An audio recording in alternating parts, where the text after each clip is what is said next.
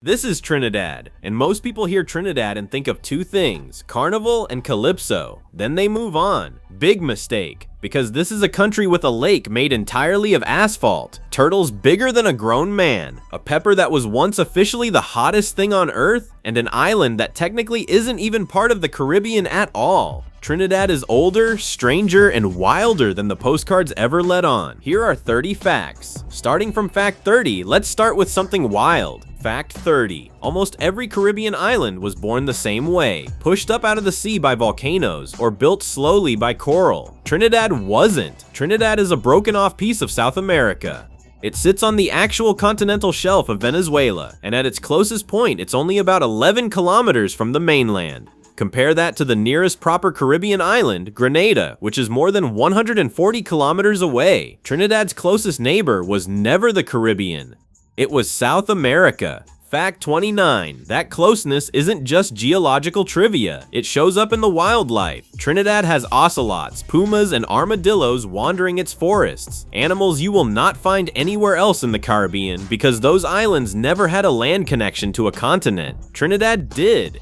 During the last ice age, when sea levels dropped, Trinidad was physically attached to Venezuela by dry land. When the ice melted and the water rose, that bridge drowned, and the animals that had already crossed over got stranded on an island. Fact 28. That stranding left Trinidad absurdly overstocked for its size. Over 400 bird species, more than 90 reptile species, and over 2,100 species of flowering plants have been recorded on an island smaller than the state of Delaware.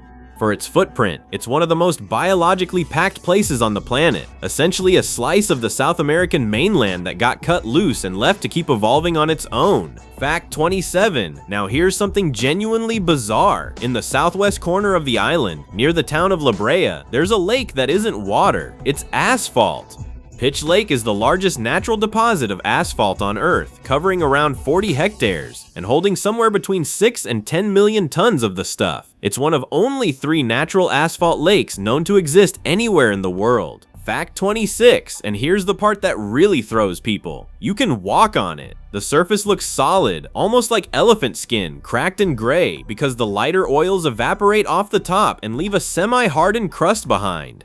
Underneath, it's still soft, shifting pitch, slowly fed by oil seeping up from deep fault lines below. People have been mining it for well over a century, and it just keeps refilling itself. Fact 25. That pitch didn't stay on the island. Roads leading up to Buckingham Palace in London were paved with asphalt hauled out of this one Trinidadian lake. So was the pavement used for the Lincoln Tunnel in New York.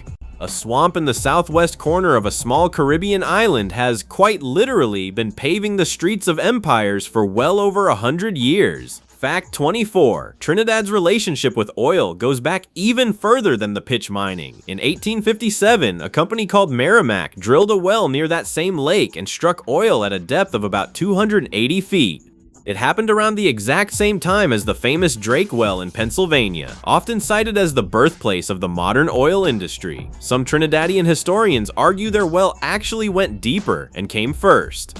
The Merrimack Well eventually failed for lack of money and demand, but for a moment, a swamp town in the Caribbean was neck and neck with the United States for the title of birthplace of the oil industry. Fact 23. Fast forward to the 1930s and 40s, and Trinidad hands the world something completely different. The steel pan. It's widely considered the only entirely new acoustic instrument invented in the entire 20th century.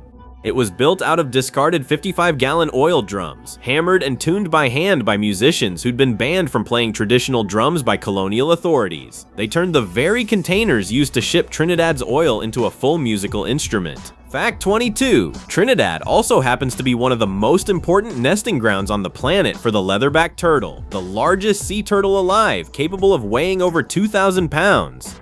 Every year, thousands of them haul themselves up onto Trinidad's north and east coast beaches to lay their eggs. One beach in particular, Grande Riviere, is considered the densest leatherback nesting beach in the world. On a good night in peak season, hundreds of these giant turtles can come ashore on a strip of sand less than a mile long. Fact 21. The nesting is so dense at Grande Riviere that turtles regularly dig up each other's nests by accident while digging their own. Roughly 3,000 females return to that one small beach every season, each laying several clutches of eggs weeks apart. It's chaos, but it's also one of the great wildlife spectacles left on Earth, and it happens on an island most people can't find on a map. Fact 20. Trinidad has volcanoes too, but not the kind you're picturing. Scattered across the south of the island are dozens of mud volcanoes, cone-shaped vents that burp up mud and gas instead of lava.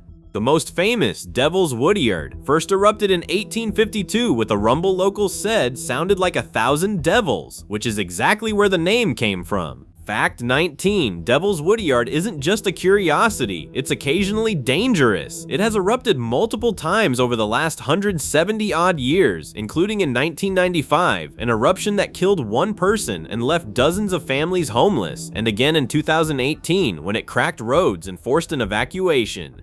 Geologists who study it have pulled up fossils more than 65 million years old, ejected from somewhere deep underground. Fact 18. Now for something that will actually hurt you. The village of Moruga in southern Trinidad is the birthplace of the Trinidad Moruga scorpion pepper. In 2012, researchers officially measured it as the hottest pepper on the planet, with individual pods clocking in above 2 million Scoville heat units, over 200 times hotter than a jalapeno. It's since been dethroned by newer superhot breeds, but for one recorded moment, the single hottest thing you could legally eat came from one small farming village in Trinidad. Fact 17. Every evening in the Coroni Swamp on Trinidad's west coast, thousands of scarlet ibis fly in from the water to roost in the mangroves for the night. As the sun goes down, the birds turn entire trees a deep glowing red. It's such a distinctive sight that the scarlet ibis was made the national bird of Trinidad and Tobago, and watching the evening flight in is considered one of the country's essential wildlife experiences. Fact 16. When Christopher Columbus spotted the island in 1498, he'd made a personal vow to name the next land he found after the Holy Trinity. As he approached, he saw 3 hills rising together on the island's southeastern point, later called the Trinity Hills, and decided that was sign enough.